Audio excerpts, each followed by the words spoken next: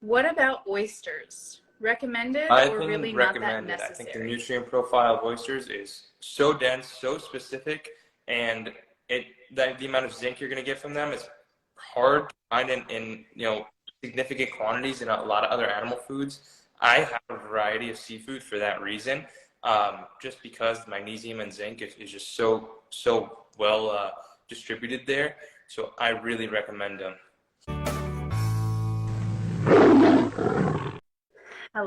Hello, everybody. Okay, somebody wrote something in the comments, so we can start with that. But you guys, if you have questions, there's a little question bubble in the bottom right-hand corner of your screen with a little question mark in it. Put your questions there, and we won't miss them. Oh, hi, Dr. Kiltz. Thanks for joining us. Okay, so the first thing someone said was constipation. So I'm assuming that means they have constipation. How do they deal with it?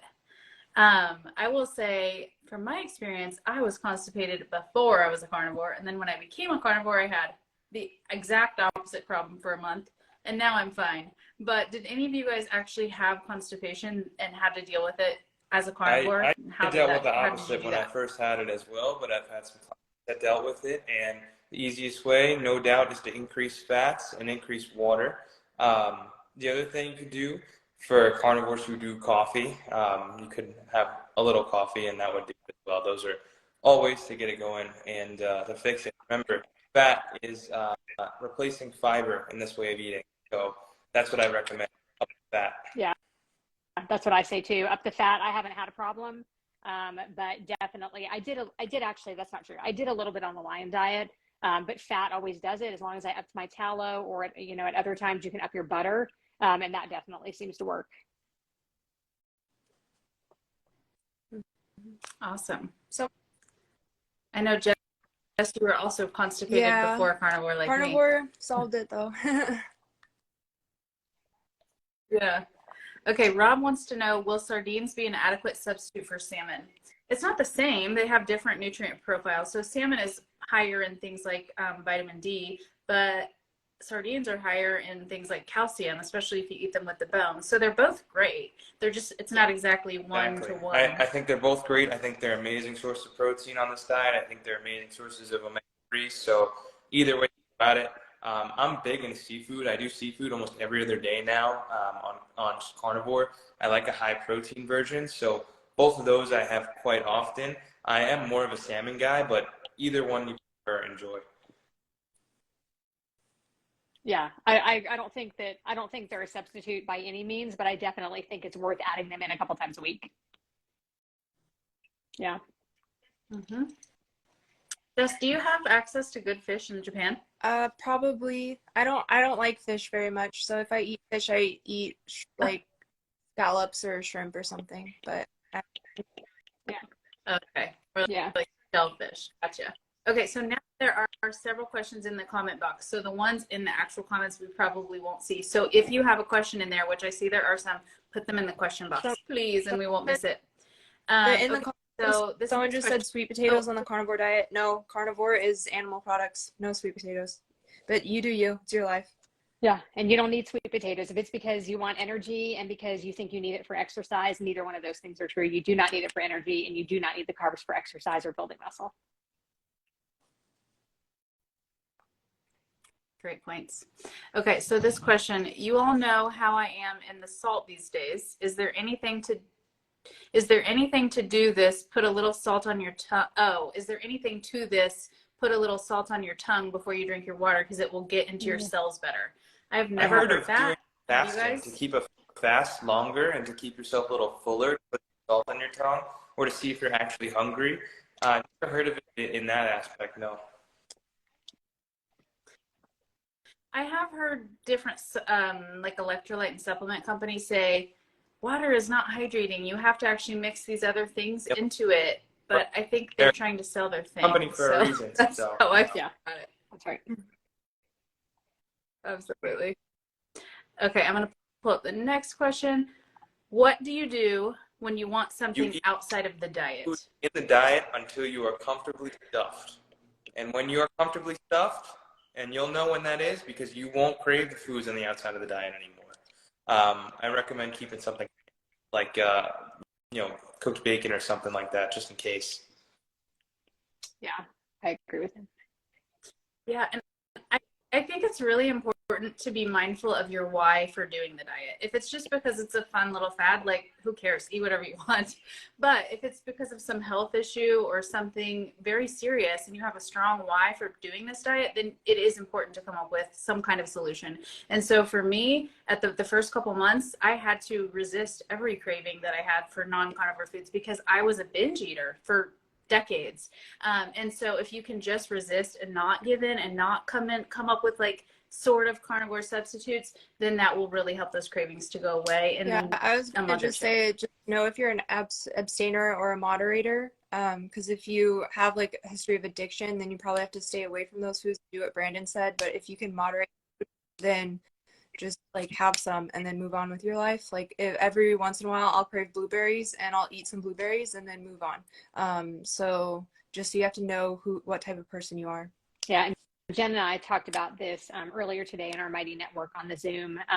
And we talked about those substitutions and stuff. And in the beginning for me, I did drag out my cravings a little bit. I mean, I started cold turkey, but within a month I was doing what I always do, which is finding ways to fit things in, like making zero carb pastries and things like that. And after a couple of months of doing that, I just realized, and I didn't give in, I didn't like cheat on the carnivore diet, but I was just figuring out how to get all those things in. And I've done that for years on any kind of diet I've ever been on. Like if I was on keto or Atkins or whatever, I found a way to make a sugar-free pound cake and, would eat that. Like I was always looking for like the loopholes to figure out how to make it work and still eat the things that I wanted to eat. And it never worked out for me. And so I did that for about a month and a half or 2 months, maybe several months into this. And then I was just like, why am I doing this? And it just I was able to just stop at that point. And I think it's because I was so resolved and because carnivore was working so well for other things, I was like, you know what? I don't need those things anymore. And that made a huge difference. It's all mental. It really is all in your head. Yeah. A lot of people make like different variations of food that they, know they have. I don't treat it like that. You just eat the real food from nature and you make peace with it. And once you do, it's more powerful than a diet. It's just a way of living. So that's how I go about it. Yeah. And then you'll stop obsessing about food all the time. Now, Serena mentioned the Carnivore Revolution Mighty Network. That's something that we are 4 of 6 coaches in. So if you like this kind of thing where you can have a panel of people with slightly different backgrounds, slightly different opinions to kind of help tailor your carnivore diet and work toward your goals, or even if you're not fully carnivore, then we would love for you to join us. What was I going to say? Oh, and it's not just Q&A. It's also like, talking with all the members and coming up with really tailored plans for each individual person. So we'll talk a little more about that as we go, but that's what we're talking about when we bring it up. Okay, our pork rinds, okay.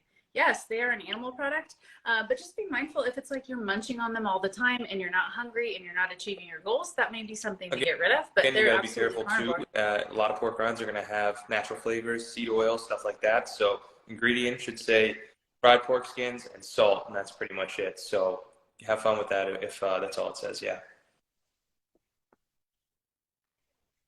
Yeah, I will say I get a lot of comments on my page about pork rinds being cooked in seed oils, but I've called multiple companies and they say that they cook them in their own rendered pork fat. So, but if they are cooked in seed oils, it will say on the ingredients. So absolutely check those.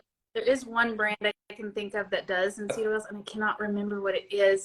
But most of them that I see, the sketchier of an area you buy them in, the more of a chance they're going to have seed oils. I think that's that really is true. Like if you get them at like a gas station convenience store, you have to check the back. Like there's no way around that, So. That is so true.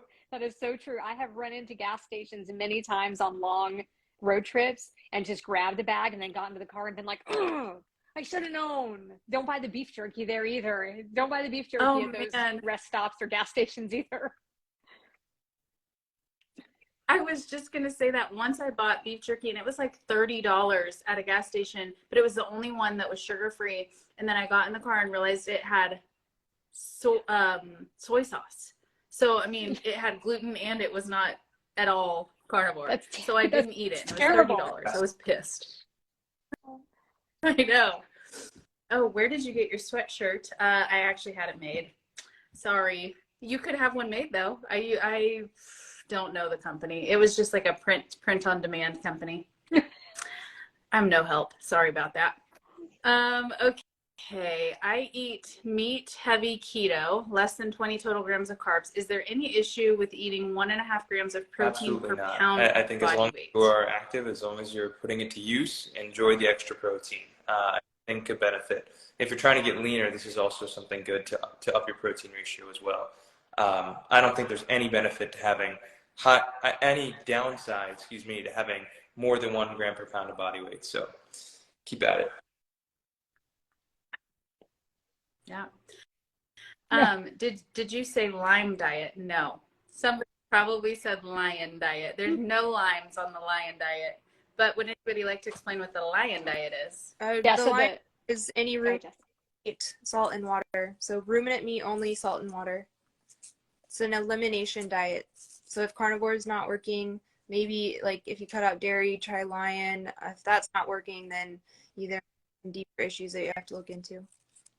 Yeah. And so like when we did the lion diet, Jess and I both did the lion diet in the month of January. Well, oh yeah, and Jen. Sorry, I thought there was something wrong. Yeah, so Jess and Jen and I. That's right. You started before us, but you did it for most of January too, right? We did the lion diet, and we all felt pretty good on the lion diet. I'm sure that beef only is how I'm supposed to live my life. It's just really hard once I reintroduce things to tell myself I have to go back to that. So keep that in mind. Don't fall into my pit hole, into my pit like I did. Like I'm back to just eating all animal foods, which is also fine. It's still carnivore. But for me, I did beef only because I don't like the way lamb tastes. And there are several other ruminants that you could eat. But I did just beef only. So all different kinds of beef, dehydrated beef, grilled beef, baked beef, fried beef, in tallow. And so I did all kinds of beef. But it does make you feel really good. Like the energy that I had was definitely the best that I have felt since I started carnivore. Yeah, I agree. I feel way better with beef. Yeah, It's me just too. sometimes I like a little variety. Now, this question I think we've probably answered. Are sardines in the can an adequate substitute for salmon? I'm so tired of eating salmon, but still want to get all the same nutrients from salmon without eating salmon. Okay, so yes, it's again, sardines are not the same. They're both fantastic choices. Very high in protein and good, healthy fats. If you don't want to eat salmon, don't eat it. But if you stop for a while, maybe you'll come around and That you'll want it the again. sardines are not in rancid olive oil sitting on the shelf. Who knows how long. So go for ones in water. That's your best bet. Mm-hmm. Okay, can you talk about figuring out macros of protein and fat for weight loss? So this is a hot topic, and I know Brandon, you have an opinion about this. So you start. I would like to share my opinion that I haven't shared a lot, but I do have one. For people, so you go ahead. For the most part, on 1 gram per pound of body weight with protein, anywhere around there is perfect. And then for fat, you're going to base it off two things. I don't really count fat too much. I'm not a counter guy, so all I do is make sure that my clients get an adequate amount of protein in each of their sittings. And once they do that, they're fat. They're trying to lose a lot of fat, because if they get a minimum amount of fat, they can use their body fat for the rest of their energy that they need, and will actually help a lot with their fat loss. So that's kind of how I go about things. And then if they're still hungry, I have them eat extra protein until they're full. I don't think extra protein is harmful for you. I don't think extra protein causes issues. So I'm more of not a leaner guy, but more like an 80-20, 85-15 kind of guy. Rather than high fat and moderate low protein, because a lot of my clients also come to me not just for weight loss, but for muscle gain too. So it kind of goes hand in hand with the way that I teach it. So interestingly, I feel like 80 to 85% Yeah, me too. fat is high. I'm sorry. Fat, but I mean, Wait, yeah. I'm talking So, ground beef. Sorry, excuse me. Oh. I didn't mean fat ratios. I meant my ground beef is like 85-15. My fat ratios are more like 60-40 or 75-25. So. Okay. So I didn't realize this then. My opinion is actually quite similar to yours. I think somebody starting around 70-30 is where I would suggest starting. And you can do that really without tracking, just eating animal products. You're going to fall around 70-30 just based on the fat content in most meats. But I personally think I do best at like 65 to 70% fat, which is considered probably lowish to moderate, like Brandon said. Whereas something like 80 to 85% fat, you're going to be adding fat to your meals to get it up that high, or you're only eating the fattiest things like Ribeye. short ribs and I don't know. And yeah, but even ribeye is like, And that's Oh, is it really? I thought 70, ribeye was 30. 80-20. Well, close either way. Well, I guess it depends on the exact cut of ribeye, but when I put it in my Oh, tracking apps, it usually most says a ribeye little 70 bit lower. 30. What were you going to I say, think it Brandon? also depends on the fasting. So if you're high fat and you're really into fasting, that can propel body fat as well. And if you kind of have to play around with it. I know some people that do really well on 80-20 fat ratios, and they can fast all day and lose fat. And eventually, once they're out of energy, their body will take from their own body fat and they're able just to stabilize their hunger levels on that. Me, I'm just a higher protein guy. I like a high protein approach for the gym and for muscle progress as well. So in my opinion, that is my favorite way to go at things, but there are other ways to do it. Yeah, and our friend Ayana is in the comments. She said she loves a 65-35 or 60-40 ratio, so she's even a little bit leaner, and her body is also very lean. So, you know, sometimes I think you got to take the advice of the people you want to look like. You want to give your opinion, or you just did, right? Yeah. So when I was losing weight, I wasn't really tracking because I started out under eating, and it's a long story. I actually gained weight, but for the most part, I'm 80-20. When I switched to higher fat, like 80% fat, 20% protein, I lost like the last 10 pounds pretty quickly. That got me to my goal. But at this point, I'm not really sticking with 80-20. I am going a little bit more what you would call a low fat approach on the carnivore diet. I'm only eating 70% fat or something like that at this point, which I know sounds like a lot if you're not on the carnivore diet. But if you are on the carnivore diet, that sounds really appropriate. I'm doing 75 hard right now. And so I'm lifting weights more than I usually do. I'm walking a lot more. I'm just using a lot more energy. And because of the extra weightlifting, I decided that I needed, some more to make sure that I was getting adequate protein for that. So, so I have been eating higher protein and lower fat, but it's still probably 70-30, I would say, approximately. Jess, you have an opinion? No, I think you guys covered it all. Okay. I think at the end of the day, if you're consuming excess fats or excess carbohydrates on any diet, it's going to lead to a stall or weight gain. So bottom line is, if you are stalling, the first thing that goes in my mind is probably the dairy. Excess dairy is literally known in nature to help us grow and put on weight and size. So that's the first thing. And then the second thing would be all of the the additives like the stevia stuff, the butter bites, all those kind of the fun stuff that unfortunately is fun, but it doesn't really help a lot with your weight loss and fat loss. So those are the two things. Once you get rid of those and it's like strict like meat, eggs, and fish and a little bit of fats, like you can get pretty lean doing it. You just got to stick it out and do it for a while. I think hunger levels really subside the longer you do this. Yeah, and Courtney's who asked this question, and he wrote something in the comment to clarify. So yes, 30% protein and 70% fat. When we say 70-30, that means 70% fat, 30% protein. And to make it easy, that means if you do 150 grams of protein, you'll also be doing 150 grams of fat. That 1-to-1 ratio of grams automatically turns out to be 70% fat, 30% protein. If that doesn't make sense, DM me and I'll go over the math equation with you later. So next we're going to talk about gout, but first I just want to give us a little plug again. We are part of a group called Carnivore Revolution Mighty Network, and we do 2 Zoom calls a week with a group of carnivores and non-carnivores that are kind of carnivore-ish, I guess, ancestral or keto or whatever. And so we do these live, not Q&As, but live meetings with our members to answer their questions, to help them tailor their diet, to celebrate their successes, whatever the thing is that's going on. And so if that interests you, we will put in the replay, we'll put a link to how to join.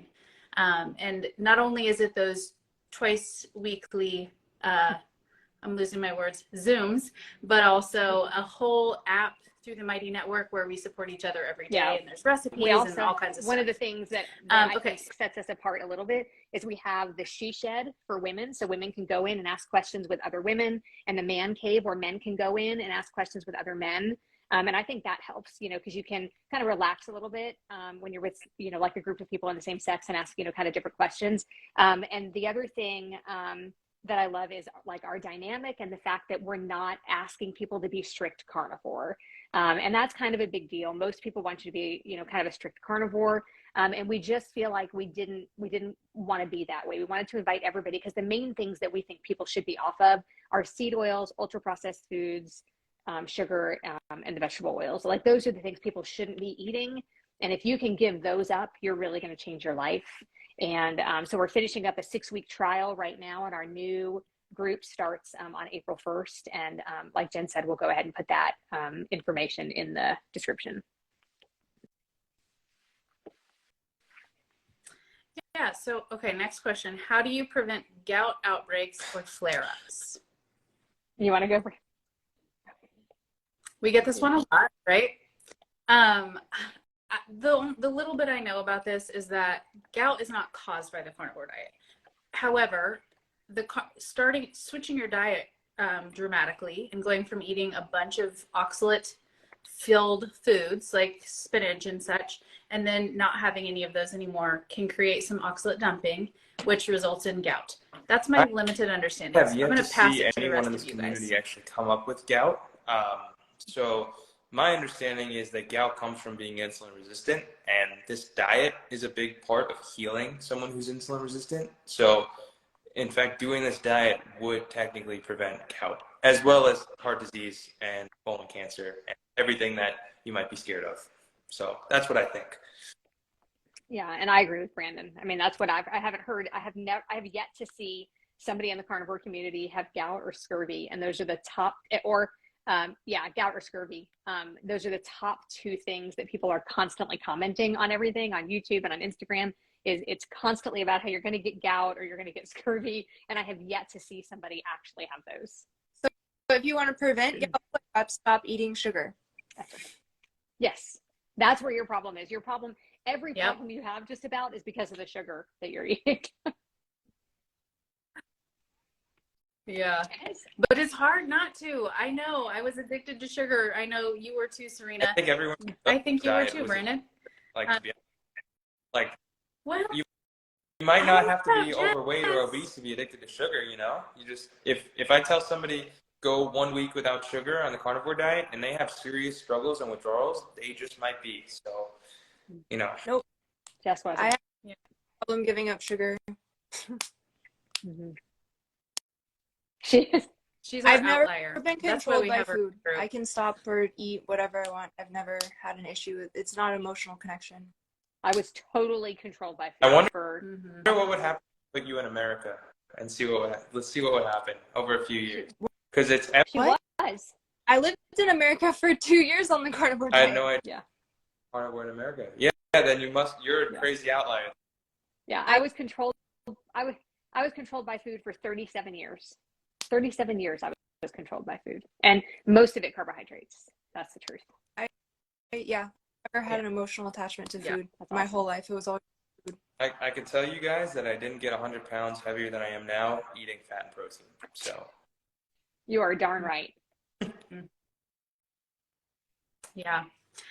Okay, Rob wants to know, how important is it to eat organ meats? He eats a pound of beef liver a week. That's quite a lot. I honestly feel like that's quite a lot. I mean, you have to really be. So if the whole cow is 99% muscle meat, other organs, bones, ligaments, connective tissue, and joints, you have 1 liver there out of that whole cow. So for me, it's half an ounce or less a day if I'm going to do it. I think it's beneficial to do it every day.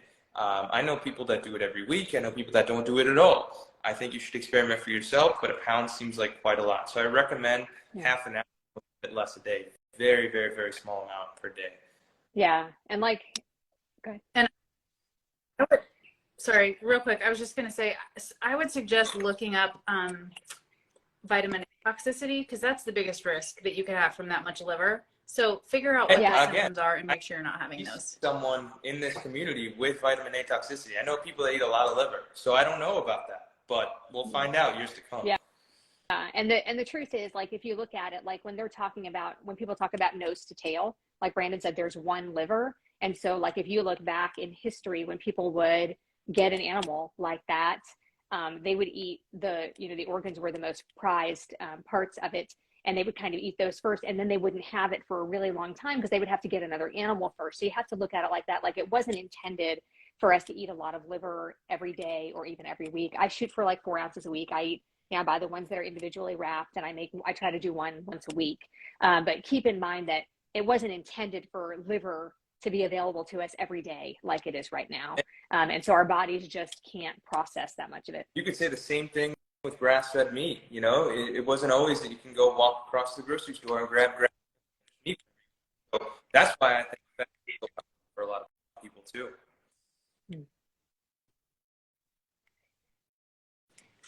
Okay, here's a question I don't know a thing about. Herbamate and weight loss. Does anybody know what that is? Is it a drink? I think Herbamate is a drink. I'll look it I'm up. not sure. Okay. I just realized I use my iPad for lives because my stuff cuts out all the time on my phone, but I completely forgot I'm on my phone. Does it seem to be working? Yeah. Okay, well that cut It's out, so I think maybe there are some issues. Herbamate is, Okay. so I'm assuming it's like a detox. You drink tea to detox. Why don't you just eat healthy and then you don't have to worry about it? Yeah. I'm detoxing every day, right? I mean, there are so many toxins in our bodies. It's been almost 2 years. I'm sure I'm detoxing every day still, and I don't have to have like a tea to do it. And tea is a plant. So if you're a carnivore, then you don't want Herbamate regardless of what. Tea and coffee get in the way of people when they start this journey. And I think that it's best while you get rid of carbohydrates to also try and get rid of that addiction if you can, because remember, they are from plants. They are defense chemicals. In the case of tea, it's full of polyphenols, which inhibit the absorption of magnesium and potassium. So that combination gives you a craving for sweets. It just so happens that's why coffee is always served with chocolate. So, tea is very similar to coffee. They're from a leaf, have polyphenols. So if you keep it out, the better. But at the same time, if it's a deal breaker for you and you're just simply not willing to try a diet where you can't have your coffee, then you keep having your coffee. Just have it with heavy cream. If you don't have those cravings and you enjoy coffee and you have it like 10 hours before you go to bed, keep going. Not the end of the world. Fine. Okay. How much salt is appropriate throughout a How much normal do you want? day? It's Body very will better. simple. I feel diet is so simple. Eat salt to taste. Don't eat plants unless you want to. Yeah, just as much as you like. If you're craving salt, have a lot of salt. If you are not, then don't. It's that simple. Salt to taste. Don't complicate it. Yeah. Very good advice. I'm doing a terrible job keeping up Okay, with there's these. something I'm getting a wrong little with mine, behind. and everything is stuck on my screen. I'm seeing no comments. I'm not seeing anything. I'm only seeing you guys. So I would offer to help you, but I can't. I can. Oh, that's okay. I'll do better. Okay, someone is thinking of the Ninja air fryer. Can you cook ground beef in it? I recommend the Ninja because the bottom is Teflon, unless you find the stainless steel one. I have a different one. It's called the 6-in-1, and it's a stainless steel rack because I'm not a fan of the nonstick. Yeah, it's a Ninja. And that's a Ninja? Ninja Foodie 6-in-1 stainless steel. So it has like hydrator and stuff? Yeah, it has dehydrator. Yeah. Nice. The bomb. Love it. I use my. So I'm confused. So if it's in the bottom of the pan, whatever, I mean, you wouldn't be breaking it up. So does it turn into ground beef, or is it like a so block it has to be beef? the block. If you want to put it in your air fryer, it has to be the block. Unless you want to take the I've seen people take like the shelf out and put ground beef in the bottom and cook it like that, but I think it gets really crispy if you cook it like that. People put the ground beef in the bottom and to get it crispy to make like pemmican and stuff. Yeah, that's right. And so maybe if you cooked it for less time, Okay. you could just cook ground beef in it. But for most of us that cook ground beef in our air fryers, it's either a hamburger patty or we buy like the loosely packed ground beef and just break it up into chunks. They call them meat bars. Katie Kelly, a little bit of Fit, came up with that. And you just break it like into chunks, like 2 by 1 inches, and stick those in there. And those are dynamite. Those are really, really good like that.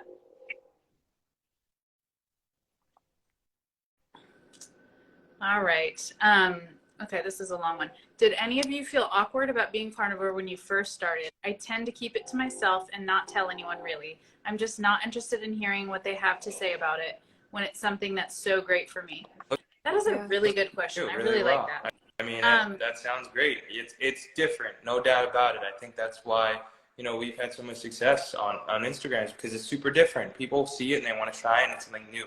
But if you have success with it and you feel amazing, don't let other people's comments bring you down. We get plenty of those. So, you know, the easiest way for me to do it is if I see somebody who's doubting me, or, you know, they say they'll get a heart attack or cancer, is you block them or unfriend them, or if they're in real life, just keep doing you.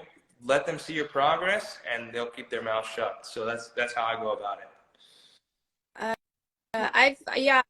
No, I don't really talk about it with anyone in my personal life. No one I actually know in person, I've really like told. I just do it online. So if people know me that are friends with me online and know me in person, then they know. But like no one in my personal life knows. I'm not like vegan in that sense where it's like, hi, I'm Jessalyn, I'm vegan, or like, hi, I'm Jessalyn, I'm carnivore. Like no one knows, so I don't talk about it. Everybody in my life knows about it, except for some of the family members don't know. I actually shared one of my videos on my personal Facebook page by accident, one of my Lion Diet videos, and I realized it a couple of minutes later, and I went in to delete it like as quickly as I could, but my uncle had already shared it, and I was like, oh no. He was like, hey, if you'll love my niece, and he'd like, so I was like, so then I couldn't delete it. I was like, oh no. But I didn't get any backlash for it, but I'm kind of careful too, and I kind of wish I wasn't, because I could be helping people. I could be helping people that I actually know in real life, but all of the people that I see on a regular basis, I wore this shirt to volleyball practice. I have shirts that say Carnivore Revolution, and I wear those to volleyball and basketball games. So everybody that I know that, and people that I see on a regular basis know, because I wear all kinds of shirts, that talk about it. And I carry around a bag of dehydrated meat everywhere I go, basically. And so people know, people see me not eating when we stop, and eat out in the evenings after games and stuff like that. So everybody in my personal life knows. And I just try not to worry about it. I wasn't as forthcoming in the beginning, but after I felt like I had some proof, like this is how I feel and this is why, then I felt like it was a lot easier. So it depends on how long you've been carnivore, and what kind of results you're having. And eventually it'll come easy. Eventually it'll be a lot easier to say, hey, this is what I'm doing and this is what it does for me. And maybe even, and that's why you should do it too. Yeah, I won't share much because my story is exactly the same. I was like very hush hush about it. Then I had all this healing. Now I can't stop screaming it from the rooftops and wearing sweatshirts about I think me you should use it as an opportunity to impress people. I think just by doing this way of eating, people are genuinely impressed by it. Like, how can you go without that? Like, I'm 21 and I drink 0 alcohol, and people are like, how could you do that? I'm like, alcohol is not an issue. I don't eat any carbohydrates. Like, you know how disciplined you have to be to do that. So, use it as an opportunity to impress your friends and family and show off your success, and then don't pressure them. Maybe they will come along and they'll try it too. And that's the best way to do it, I've found. Yeah. So Yeah.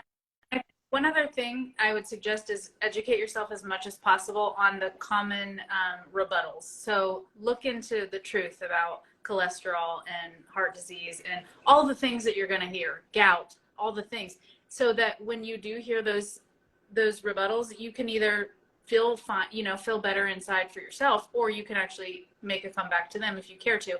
But you just don't want to be pounded down all the time and not feel like you have a good answer for yourself, at least. Jess, were you going to say something? I'm sorry. I was just going to say, if people ask me about it or ask you about it, then like talk about it. But I don't advertise it, and except on my Instagram. But that's like for business. Yeah. Okay, when I'm on a 90% carnivore diet, I feel pretty good inside, but my poop is very splashy and liquidy-ish because of the lack of fiber, That's probably. Anyone else not have why. this problem? Lack- Yeah, that's definitely not.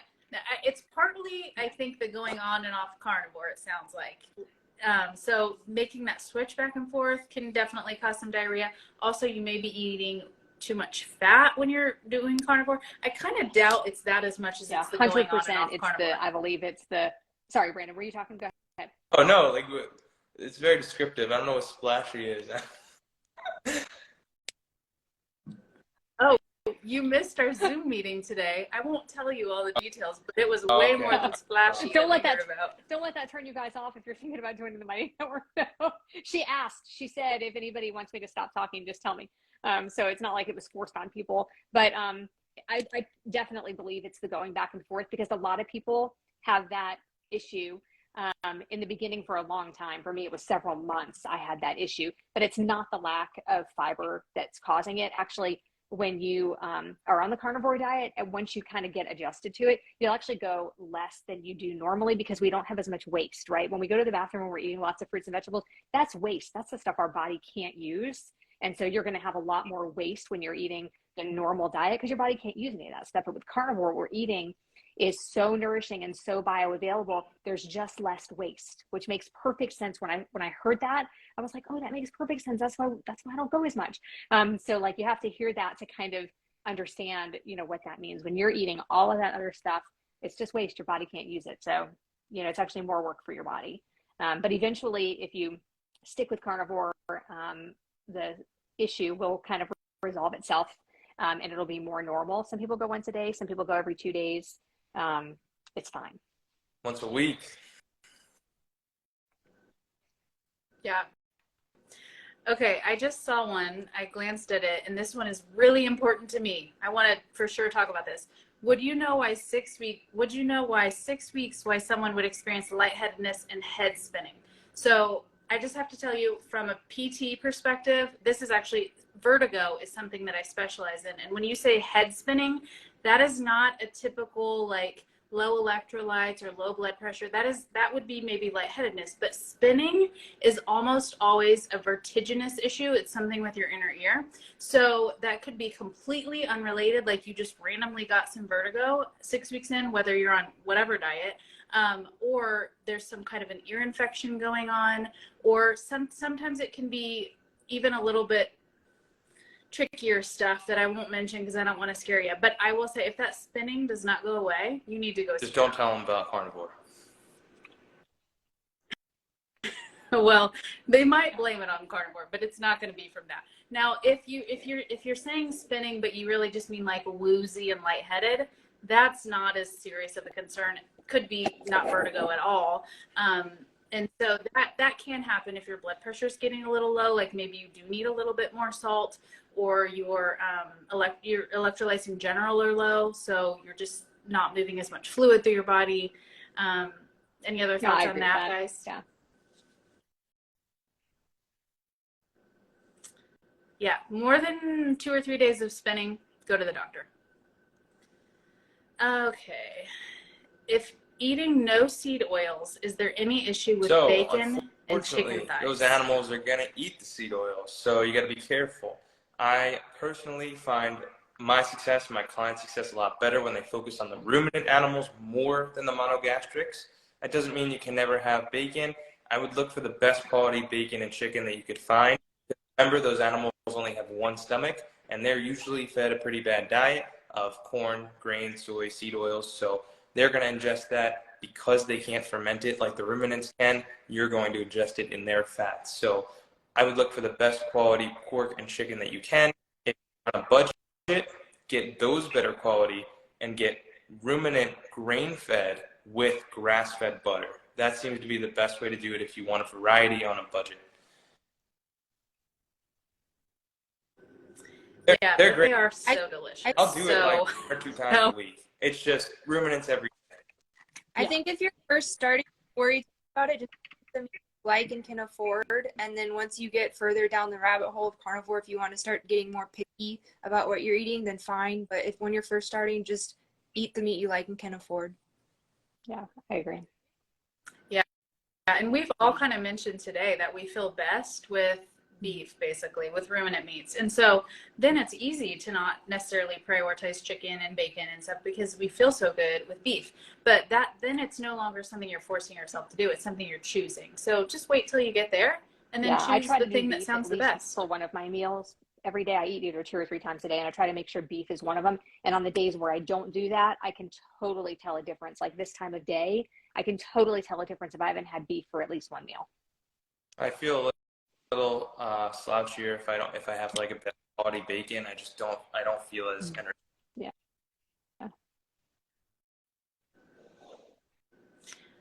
What about oysters? Recommended I or can really not that recommend it. I think the necessary? nutrient profile of oysters is so dense, so specific, and the amount of zinc you're going to get from them is hard to find in significant quantities in a lot of other animal foods. I have a variety of seafood for that reason, just because magnesium and zinc is just so well distributed there. So I really recommend them. I just got So some. good. I haven't tried them yet. Are I'm they a little fresh or scared. canned? Oh, So They're in the I can. never had them in the can. I don't know. I made several videos about it about 6 or 8 months ago. It was so hard to get them down. There is just something about the texture. The one part is a little bit chewy, and then the other part becomes like mushy and gritty.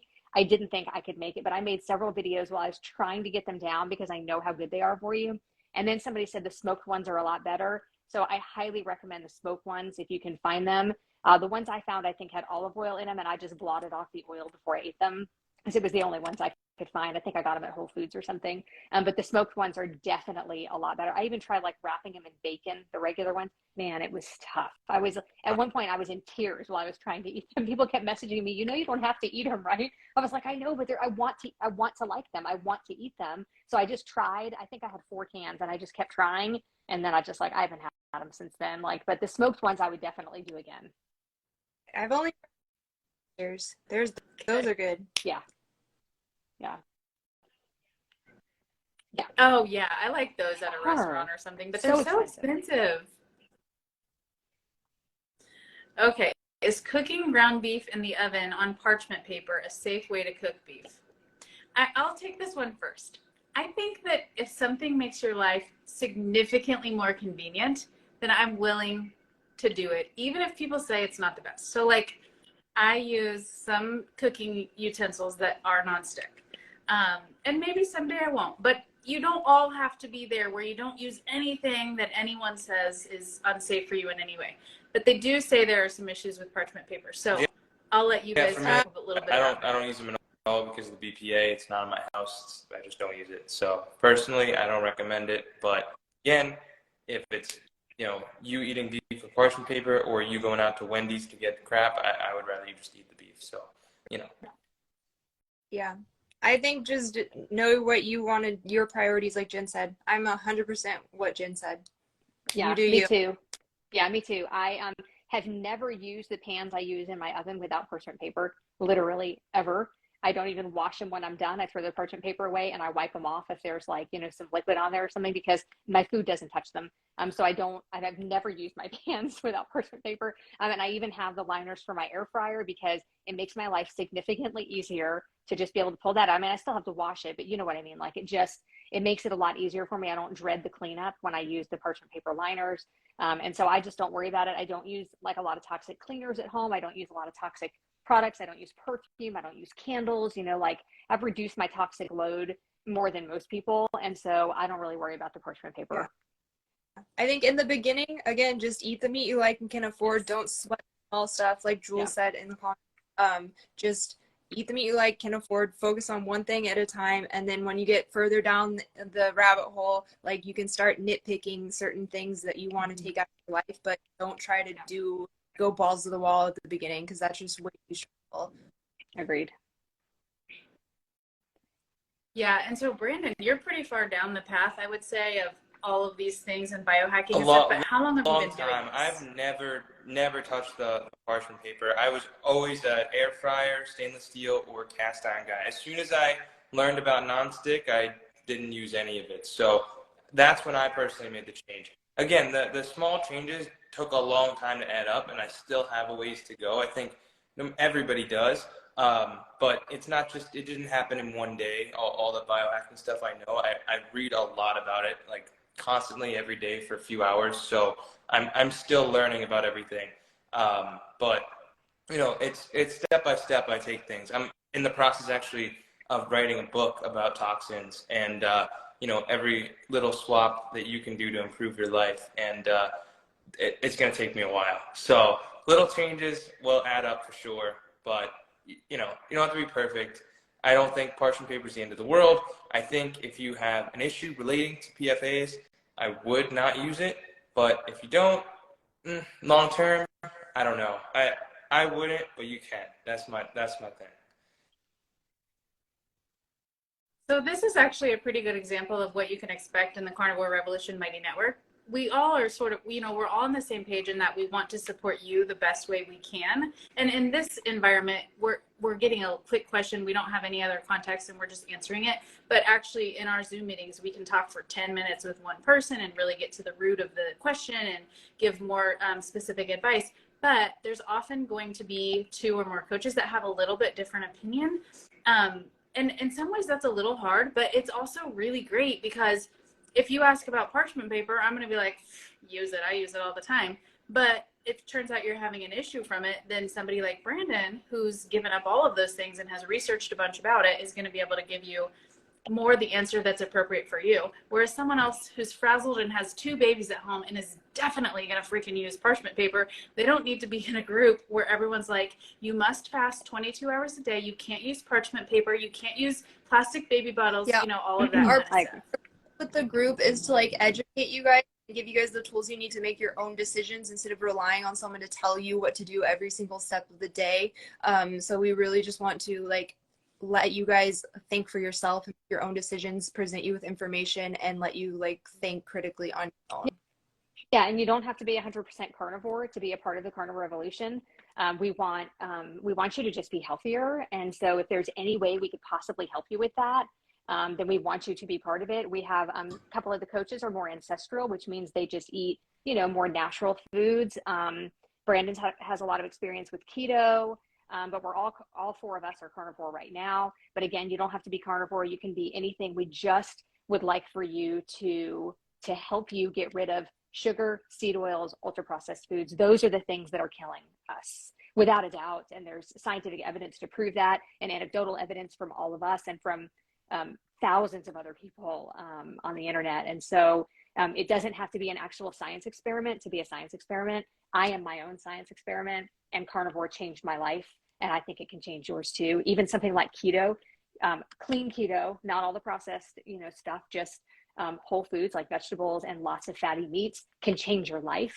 And so we want to help you with that in any way possible. We want you to come on board with us. And we want to be able to direct you through that and help you through the tough times. Why am I getting so much about my hair? Well said. I was going to say that. Lots of comments about how good your hair is, and somebody wants to know. Obviously, I'll use beef. I'll literally rub beef tallow soap on it like every once in a while, but no. I use soap, shampoo, conditioner, makeup, all the things. Just nobody asked, but just don't think you can't use soap anymore if you are carnivore. I just get like 4 comments in a row, like about my complimenting my hair, like 50 minutes into the live. Just, I don't know, like that's a little weird, guys. The people that are sticking around for this whole thing are here for a reason, Brandon. Like all the guys in the carnivore community, you're gonna now have the Brandon haircut. I'm gonna start calling it that. I'm gonna start calling it the Brandon. You gotta get the curls because you got it, yeah. So. Yeah, and actually, wait, while we're on the topic of hair, when I started carnivore, I had COVID like 5 months before, and my hair, and I dealt with it for a year before I finally had it cut off, but my hair became this coarse, it was like not even hair textured anymore. It was horrible. And back in the spring of last year, I went and just had it all cut off. I was like, I just can't do it anymore. It's just not even like hair. Like I couldn't do anything with it. I couldn't curl it. It literally was like little strands of plastic on my head. It was terrible. I mean, I've heard that comes from COVID, and I believe that because it happened not long after that. And so I had it all cut off, and I can honestly say I'm trying to let it grow out now. It's kind of weird at this point, but I'm trying to let it grow back out because it is probably the best texture my hair has been in years, honestly. So I'm trying to let it grow back out and see, you know, kind of what it feels like. But I can honestly say this is the best the texture of my hair has been in years. It's thickening up. This is definitely from Carnivore. So if you have like hair issues and stuff like that, you definitely want, or skin issues, you definitely want to do Carnivore. Yeah. Okay, we are going to get to this fat question, I swear, but a comment just went by that I think we should address just quickly. They said they're having heart palpitations. Definitely make sure you're getting enough magnesium. That's one of the main causes of heart palpitations. So you may even consider supplementing something like magnesium glycinate. But also look up, just Google animal foods that are high in magnesium, and a lot of them are going to be seafoods, but try to include some of those. Oh yeah, the fat question. Have you all had any issues with slight nausea after eating high fat meals? I have heard of this happening to people. Yeah. I think Yeah. it could happen if you were having high omega-6 fat meals. I think you might get nauseous. I don't know too much about it, but if you're getting, like, again, ribs are really, really fatty. If you're getting a bad quality rib, you're getting a lot of corn, grain, seed oil. That's my theory on it. If you're having lots of high linoleic acid filled meats, Which would be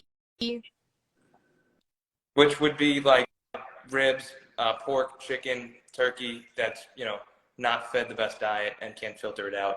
Or if you're having brisket with like sauce on it and you don't know, and that'll give me nausea as well if I have seed oils without knowing. That's only happened like twice since doing this. So I know, for me, I'm super sensitive. I know right away. With seed oils, I'll feel sick right after. Like, even if I don't even know they're there. So like I said, if I'll have bacon one morning, and if I don't pair that up with like pasture-raised eggs or like some sort of beef patty or something, I just won't feel as good, you know? So when you go out to eat, it's very important that you're making sure what they're putting in the food and the quality of the food is really going to matter. Yeah. Yeah, I think a lot of new carnivores experience this, even if they're just eating beef as well, just because they're not used to the fat. Their digestive system is like, the acidity is off, and it's just kind of hard. So sometimes using a digestive enzyme or something like ox bile can help in the beginning to help with digesting those fats, but you should absolutely not need those forever. Also, sometimes just not starting in super duper high fat can help too. And like I got aversion to fat not long ago. I guess it was like during the lion diet, I was cooking lots of ribeye fat and eating that. And one day I went to go eat it and it made me feel nauseous. It was like, okay, my body is done with that. So keep in mind that it could also be like a food aversion thing. And sometimes that can kind of make you feel nauseous. So maybe switch up the meats a little bit. You know, I don't know, you might be actually nauseous. But sometimes people get that food aversion that makes them feel queasy because they are like so averted. I don't think that's the right word, but like you look at the food and you think there is no way. That happened to me on the lion diet with my meat bars, which I adore. But I thought if I look at one more meat bar, I'm going to throw up. And so I had to not eat it for a little while. And so, so sometimes it can just happen with like a food aversion of some sort. Yeah. Okay, there's a few more questions in the question box. So let's kind of rapid fire through those because Jen's got to go to bed soon. So this first question, been doing animal-based meat, fruit, raw honey, cheese, and milk for about a year now with incredible results. I'm having issues with hand cramps. Any advice? I exercise intensely daily, but drink plenty of element. My one suggestion is to make sure you're drinking enough water. I agree with that. I would limit the honey. I think the fruit and honey could cause cramping to an extent. Do the exact opposite of what Paul Saladino did is my advice. Okay, good enough. I'm only 16 and I want to try carnivore when I'm on my own, but for now I feel great on whole food keto. That's awesome. I mean, yeah, we have to sort of take your life in your own hands, and you can't always make everything work when you're living under someone else's house, and if they don't Yeah, agree not with everybody it, has to so be way to carnivore. go. Whole foods keto is, you know, is probably going to be better than 95% of the population, honestly. So if you can figure out how to do whole foods keto like that, that is probably a great path. And then at some point you might think, maybe I want to go a little farther with this, but whole foods keto is probably ideal for a lot of people that aren't ready to make the change. Don't let the fact that you can't be carnivore right now sway you from being like a whole foods keto kind of diet.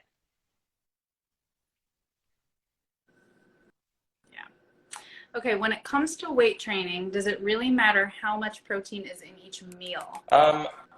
Technically, yes. There are times you have to spike protein synthesis throughout the day. OMAD is not ideal for muscle protein synthesis. I recommend breaking it up into at least 2 or 3 meals throughout the day if your main goal is just to build muscle.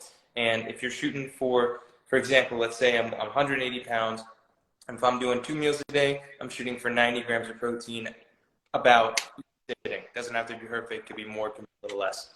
If I'm doing 3 meals a day, I'm shooting for 60 grams of protein a sitting.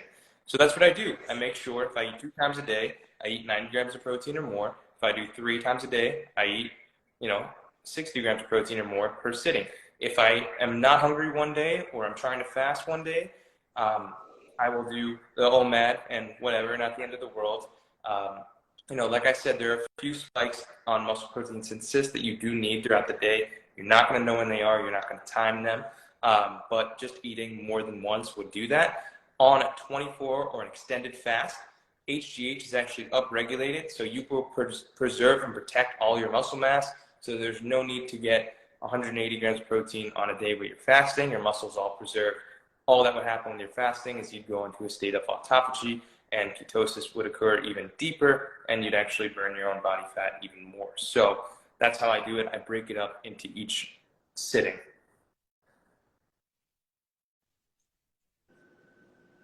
Great, thank you. Okay, this last one is not a question, it's a comment. So if you guys have any last questions, squeak them in right now. Okay, Hog Island oysters. Woohoo! Bacon is a must. Uncured, no sugar. So I guess those Hog Island oysters must be tasty. And I mean, yeah, I think we can all never love have too much bacon. And if you're just starting carnivore or keto, bacon, because it's cured, doesn't go bad. You can actually carry that in your purse. So like if you are struggling at the beginning, I always kept bacon on hand because it was one of those things that really got me through, the cravings or the feeling like I'm bored, because who could be bored eating bacon? So that was definitely something I kept on hand all the time. So when you're out and about, busy moms like me, carry some bacon around in your purse, eat it in the car, eat it at, basketball and football games and volleyball games. If you need something, carry bacon because it's not going to go bad on you. And it's going to, curb your appetite and your cravings. Yeah, I've been using bacon recently with ground beef and grated up liver, and then I mix it with the bacon. So then I just taste a little bit of bacon with my beef instead of liver, which I much prefer. I had raw bacon today for breakfast. Did you really? Was it? Yeah. He's only eating temporarily. Raw food now. I don't know if I'm doing it forever, but I'm doing raw primal for a little bit. I've also upped my carbohydrates to 30 to 40 grams a day only from raw dairy. And that's going to be post-workout to fill glycogen and produce hyperplasia. So that's why I'm doing that. So far, so good. I don't know. I love it. I'm doing probably 600 calories worth of yogurt a day or kefir. And I'm doing everything raw. And I can't finish meals that I used to be able to finish. I can tell you that. It's very, I've always done the eggs raw, and I can do the fish raw, and the raw dairy has always been a staple, but doing the steak raw, I can't get half of it down. Seriously, it fills me up way faster. So I don't know if there's something to that, but I'm experimenting, and I'll definitely do a video about it. Interesting. Yeah, I'll think of you when I'm eating my cooked steak. Okay. Yeah. Faith and fat-fueled freedom. The question box is the bottom right-hand corner of your screen. We're going to wrap up those. So this is what you should do. Save your question. In about 10 minutes, the replay will be posted, and then you can put your question in there and we'll answer it. But there is one more question that just got squoze in. Are protein shakes bad? Why would you need a protein shake when you can put crack some eggs in a glass and go about your day. Why would you need a protein shake? Yeah. Or Why would you need a protein shake when you can have a steak? If your diet's full of bioavailable protein, why are you drinking a protein shake? You know, so that's it. That's all there is to it. So yeah. I think there are good quality protein shakes available though, if that is something that you do want in your diet and you don't want to go hardcore carnivore. There, I think Primal is what it's called. It makes a good one. What's his name? Ben Bickman, I think, has a. As long as it's beef isolate and not whey. Whey's getting around 18. Oh, Santa Cruz Medicinals has a beef isolate protein. His one good. If I had to, I would do his. Brendan's is pretty good. That's grass-fed and finished beef, New Zealand. That's top quality stuff. So what's the other one called? Prime? Is there one called Prime? Equip Foods Prime. Yeah, that's the other one that I would do. Those are the only two ones, but I never do them. You know, I put like really, really, really rare, like maybe once a month. Yeah. Okay, well, thank you guys for joining me to answer these questions. That was super fun. So many questions and so many of you guys interacting in the chat. So thank you. So like we've been talking about throughout the evening, if you want to do more of this, but even more individualized and twice a week, then you should definitely join our Carnivore Revolution Mighty Network. And we'll put a link to that in the caption of this replay, which will probably be on my page and Serena's. But also, I think we all have in our link, like our link tree, right? So you could also join the Mighty Network there, and that's free to join the network. Then you just have to join the April coaching, which is $50. Yep. You'll get 2 Zoom calls a week and all kinds of conversations, sharing your meals, a lot of times you can't really do that on Facebook because nobody wants to see what you ate every day, especially if it's only meat. Your normal friends want to see that. You don't have as much in common with your normal friends anymore. Let's put it that way. So we are there for you. We are there to comment on your steaks and your eggs and all of that kind of stuff. So definitely you want to be with us so we can help you with all of that and tell you how good your food looks when other people are like, that's so boring. How could you just eat steak every day? I think the best benefits and best messages I got about how people liked it that previously did it with us was the accountability. Number one is the coaches are always there and answering the questions quick. We'll usually, if you message all 4 of us a question, one of us will get back to you in like an hour. No doubt about it. So we'll answer quick with any specific carnivore question, which is really great because it's hard to get that, especially from a lot of the influencers here. They're busy and I get that. And I on my DMs, but for private clients, for more specific groups, I'll answer everything pretty quick. So you get that, you get the accountability, and you get the members in the group accountability too.